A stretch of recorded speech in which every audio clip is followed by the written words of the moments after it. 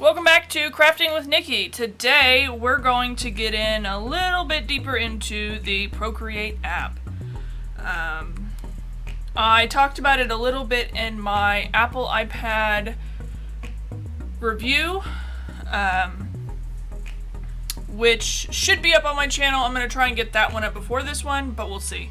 I actually am recording this video, the how to make your own fonts, and the review all at the same time because I'm off today, so I decided I'm just going to get 3 videos done, and then we'll be good, and then I'll have some content to put up and share with you guys. But I actually recorded this video already, and then my camera died, and so now we're recording it again. So today, like I said, we're going to get into the Procreate app.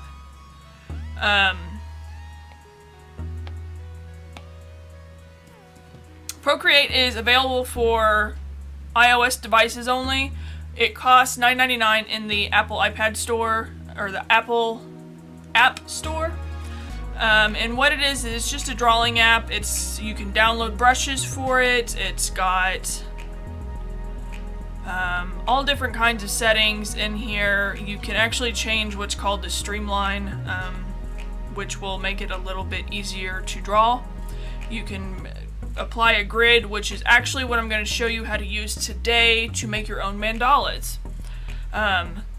But we will get into that here in just a minute. Like I said, there's all these different cool kinds of settings.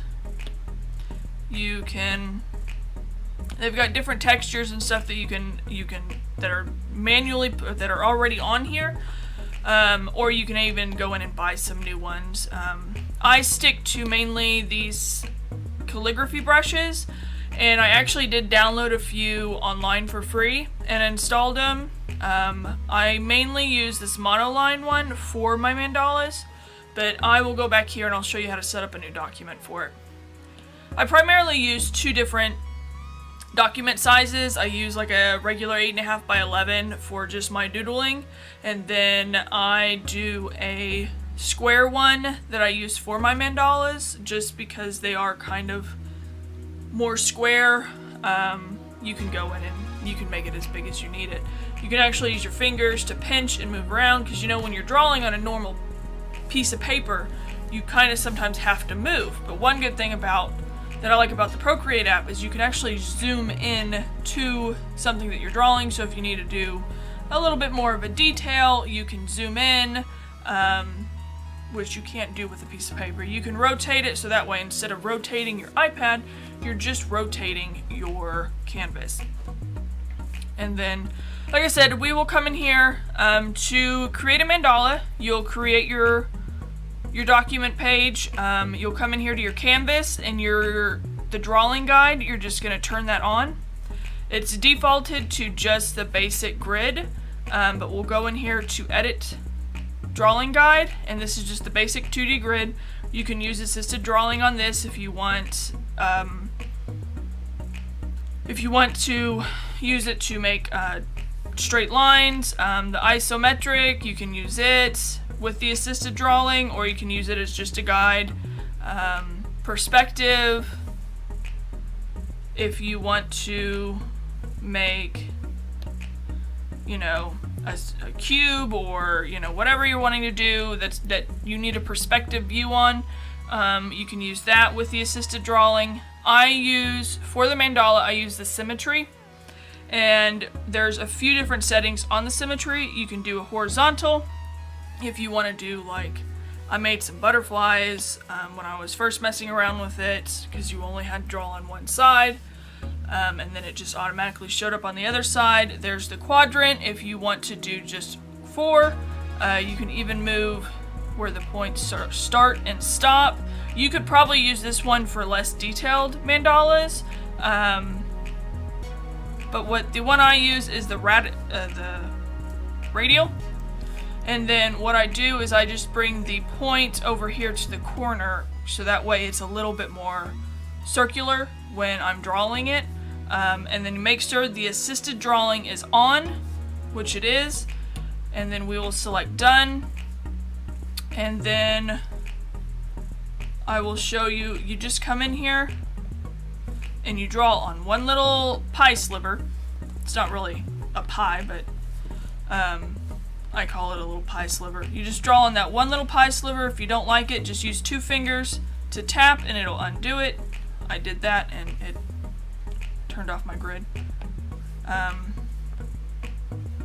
But you can come in here, make a starting point, and just draw. Like I said, I do have the assisted or the streamline set to about 50, anywhere from 50 to 60 is where I kind of like setting it. If you have it up too high, it kind of restricts your drawing just a little bit, which is what it's supposed to do. But if you do it too much, it's not as easy to draw your image.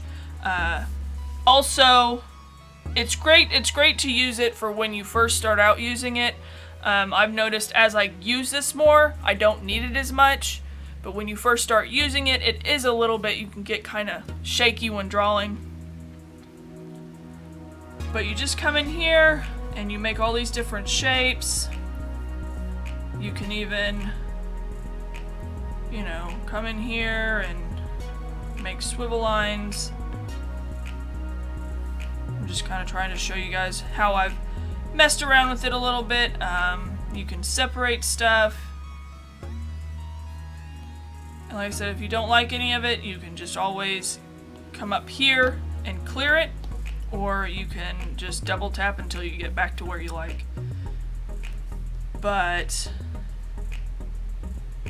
another kind of neat thing about it, you can come over here and drag your color and it will fill that section in. And then you can use your eraser to come in here and kind of clear that spot. Like I said, you can drag it and drop it and then use your eraser to have different shading. You can come in here on the outskirts and do something. But I just wanted to show you guys how to use the assisted drawing on the 2018 Apple iPad Procreate app. So if you want to see any of the designs that I do, just let me know. Another cool thing about this is it has a video and it'll actually just timer lapse the video for you, which you can use to put up on your own YouTube page. Let's see, I did one that was a little bit, here's some of the few ones. I think this was the first one that I did. This one was one of the more recent ones that I did. And the video is in the little tool section. But that you'll just go through and you can actually download these videos and just pop them up on your YouTube page and people will watch these because it's very relaxing to just watch the timer lapse video.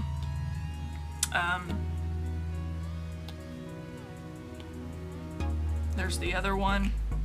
You can kind of see where I went back and I changed my mind on some things. And then you just kind of see the whole finished product there at the end. And this will do it. You can go in here and you can turn that setting off if you don't like it. But if you do want to share your drawings and stuff, and you share your process, that's a really cool built-in feature that you don't have to, you know, get a screen recorder for. And then you can just pop in some nice relaxing music behind it, and then you have a whole YouTube video ready to go, or Instagram, you know, wherever you want to put your stuff up at. But that is all I've got for you guys today. If you guys like this video, go ahead and give it a thumbs up. If you want to see more, I would love if you would subscribe to my channel. I am working on trying to get a whole bunch of different kind of things up, so that way if you're more into just the do-it-yourself videos, I'm on vacation from my full-time job next week, and so I'm going to do a whole bunch of different videos to get them ready to go for you guys. We'll do some crafts.